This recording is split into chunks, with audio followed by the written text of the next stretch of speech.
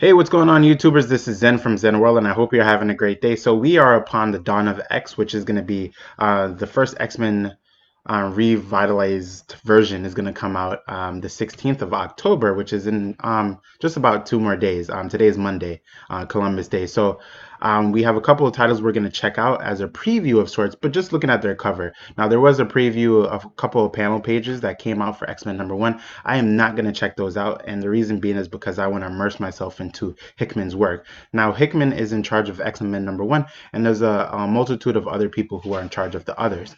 I am happy for that because I believe Hickman has already started kind of I would say, the map, right, of where they should go and where they should come back to.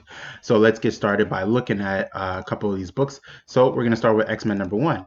So X-Men #1, and let me enlarge this so that we can see this a little bit better. And I'm going to shift it over. So X-Men #1 seems to be like a family ties and the reason why I'm saying that is because Cyclops seems to be at the center of everything around his family members. So I see Corsair, which is his dad. I see Cable, Havoc, his brother, his other brother, and I see Jean Grey, and also his alternate daughter from a different timeline. And we see a sprinkle of Wolverine in there. Now, for Wolverine, I think he's not. It's not surprising that he's there because even though Cyclops and Wolverine go, they argue with each other at times. That is kind of his brother in arms, for lack of a better word. So you could argue with me, but it's always been Wolverine has always been in his corner, right? So let's go on to the next book. So Hickman is in charge of that one. So I'm already pumped to see that. Next, we have Excalibur #1. Now, a couple of things about Excalibur. This team just looks pretty amazing. Um, from my understanding, Cyclops has already created uh, all the different teams, right? And is sending them off on various missions and things of that nature. And that's why we have all these different teams. Um, Now I see Apocalypse, I see Jubilee, which it's been a long time since I've seen Jubilee, and also Gambit and Rogue, right? I'm not too sure about who the character is on the right hand side, but the character in the middle, she's that's actually Betsy Braddock. Now Betsy Braddock used to be Psylocke, but I believe she has her body back, and also she's still in tune with her power. So it's not surprising that she has a Excalibur based sword or a psionic sword that's representative of I would say a claymore. A claymore is a type of sword because that's kind of like her birthright, right? So it makes total sense. Let's go on to the next book. I'm excited for it. I don't know where it's gonna go with Apocalypse kind of in the background playing as a good guy, or is he playing kind of like a council member to advise them, right?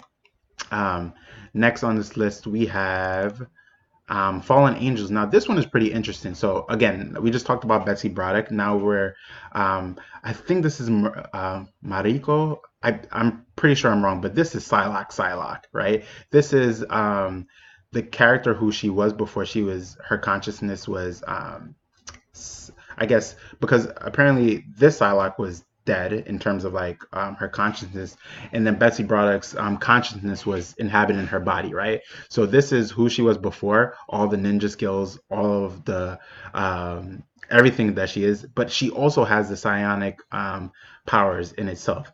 The cool thing about this is because now that she's inhabiting her body again, she has full access to the capabilities that she's always known of, right? Which is pretty cool with the enhancement of her powers and also her tactical ninjutsu abilities, right? Or taijutsu abilities, hand-to-hand combat. Also, we have Young Cable, who's there, and we have X-23. Now, the three of them alone seems to be a pretty amazing team in terms of what they're capable of in their prowess in terms of hand-to-hand combat, stealth combat, assassination, things like that. So I'm pretty interested to see what this team is all about and what their mission is, right? To me, this is like the takeout team. Like they're gonna take out whoever they need to based on the mission and get it done.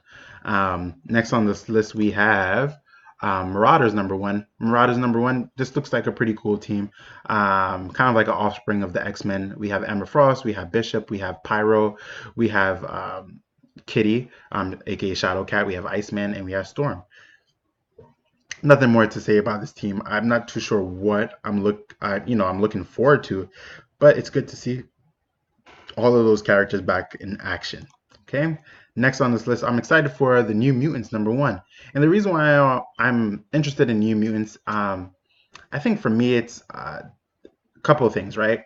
For me, it's seeing all these characters, yes, once again, but it's also about seeing um, their linkage with Krakoa, right? Krakoa is the basically the Talking Island. The nation of Krakoa is where all the mutants inhabit.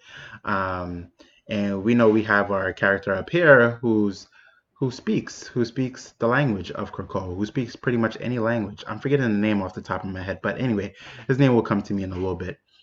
Um, so it's pretty cool. I'm interested to see where this new team, which is the young generation team, will go. Um, it seemed like those were all the books, but then I found out about X-Force.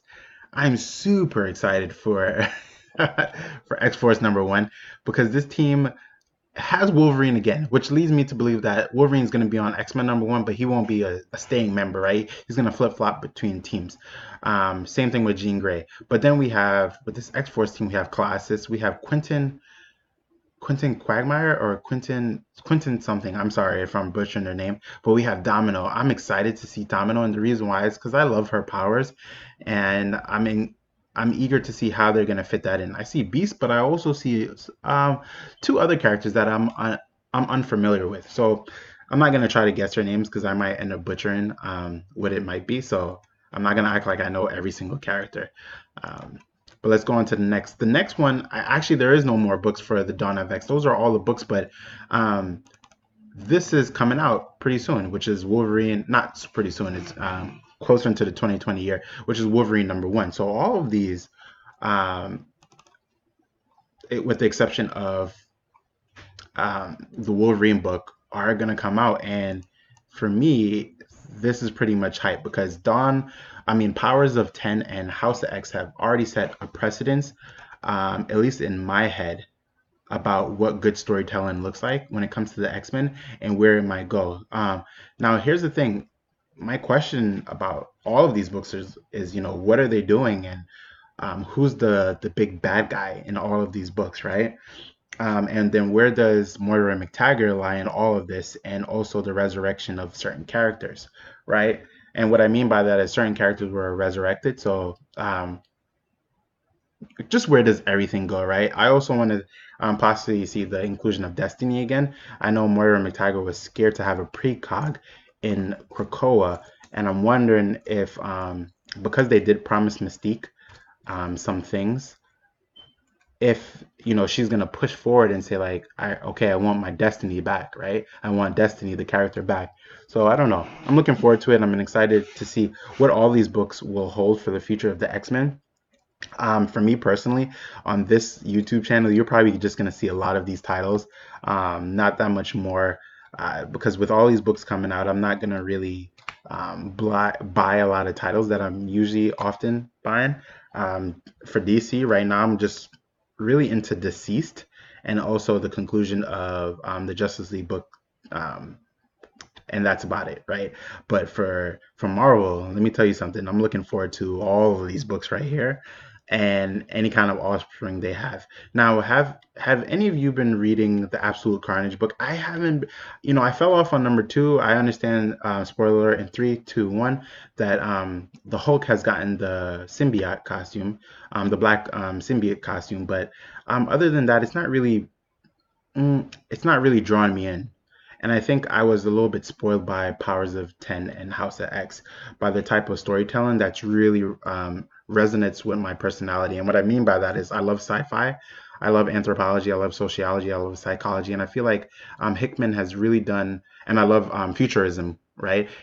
Like time travel and like robots and AI and things. And I think Hickman has really cultivated all those things into one cohesive story, which was Powers of 10 and House of X. And now I'm looking forward to how it continues in all of these books, right? But anyway, if you're enjoying my content, give me a like, subscribe, comment. Definitely comment in the comments below so that we could jam out. I want to do a future live stream just talking about all these books, especially when X-Men #1 comes out, so that we could deep dive into what's going on and what could happen in terms of like theories moving forward. Anyway, with that being said, sending you all peace, love, and prosperity. This is Zen World saying take care.